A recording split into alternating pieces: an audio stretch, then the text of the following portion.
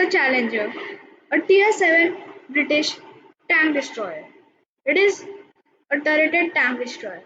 But let me tell you, you should totally skip this thing if you are looking to go for the FE 4005, because this thing is absolutely horrible in every aspect.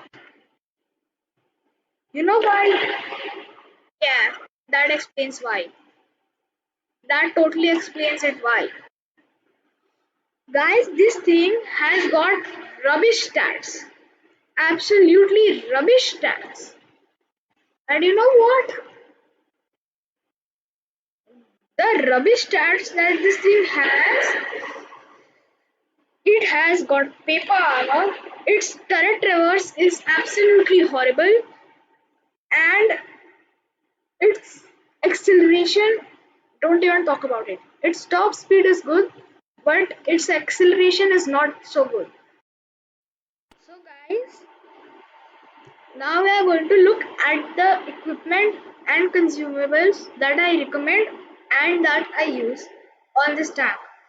If you want to do the FE 4005 line, I recommend you just totally skip the thing. You should just free XP all the way to the charioteer, because take my word, it is way better than this piece of crap.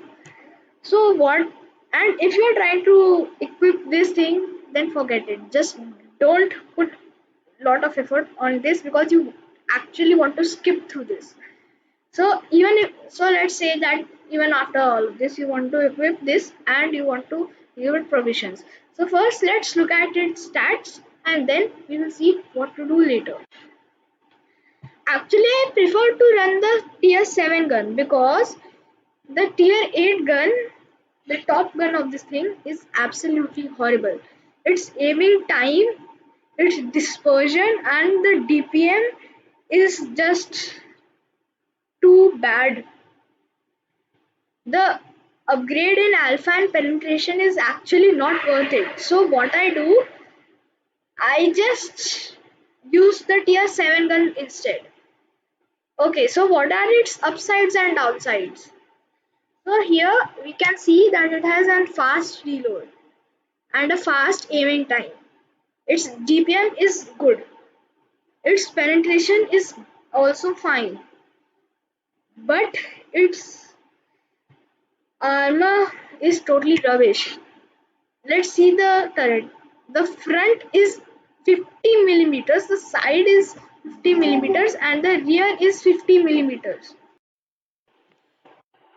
The turret armor is very horrible. The view range is average. The concealment is average. The gun handling is also average. The only thing that is good about it is the gun depression.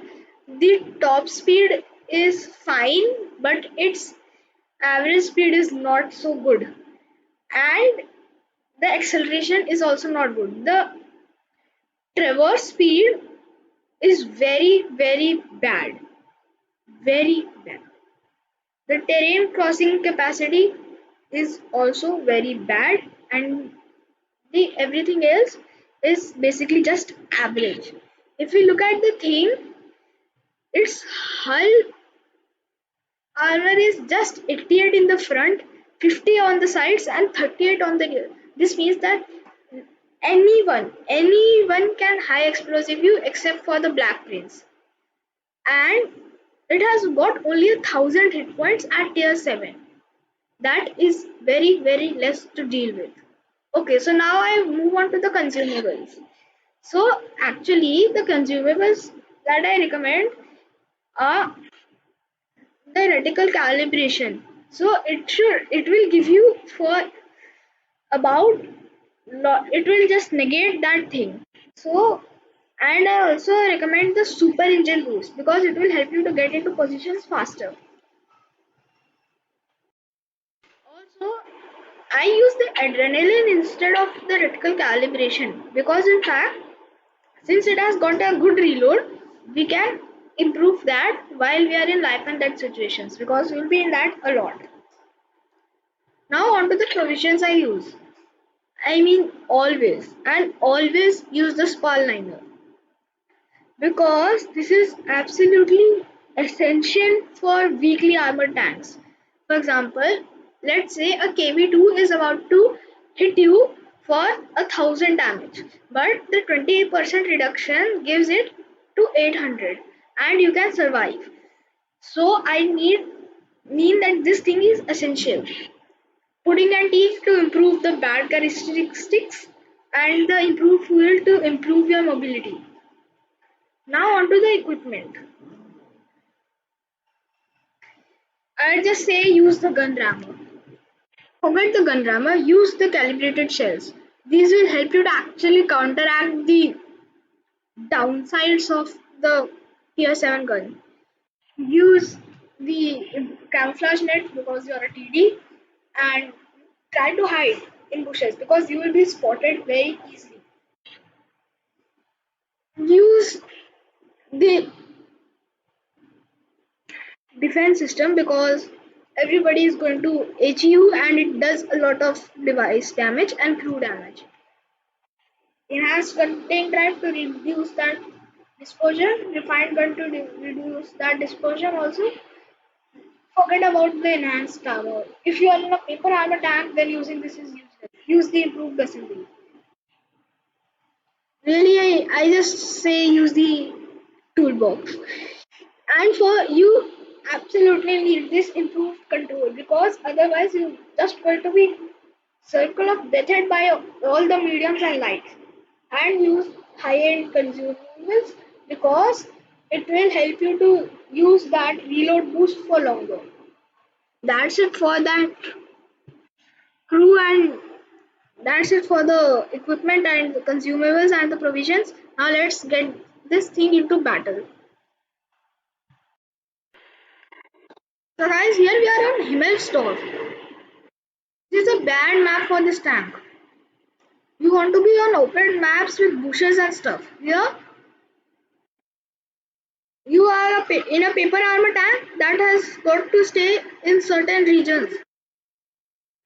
So you want to actually just let your teammates take the hits and be a sort of cockroach. Just let them take the hits and you hide and return them the hits.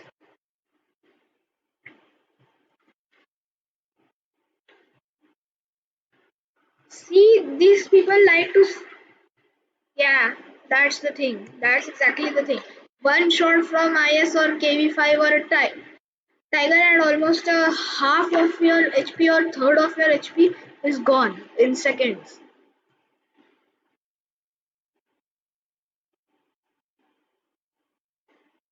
It is like the Black Prince but worst in every other way.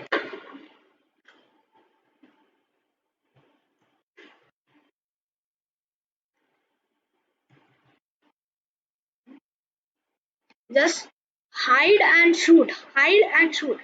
You can see the turret traverse is so bad.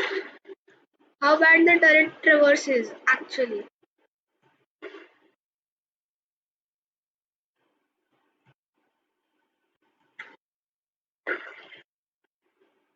Look at that KV5. He's impenetrable.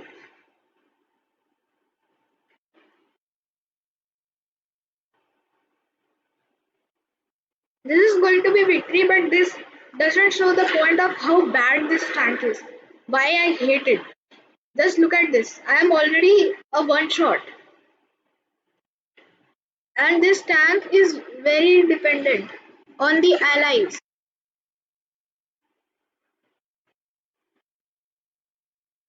Just to ensure the penetration. I look at me. I cannot penetrate this guy frontally whatsoever.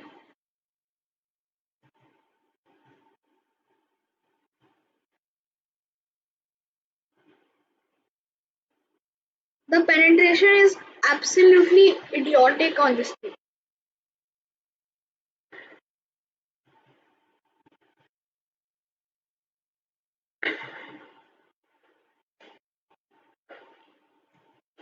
It is basically a glass cannon, like the RHM. but it has worse attributes than the RHM. RHM is actually better than this. Now I'm already a one shot, and I cannot pen that guy whatsoever. Just look at the pen.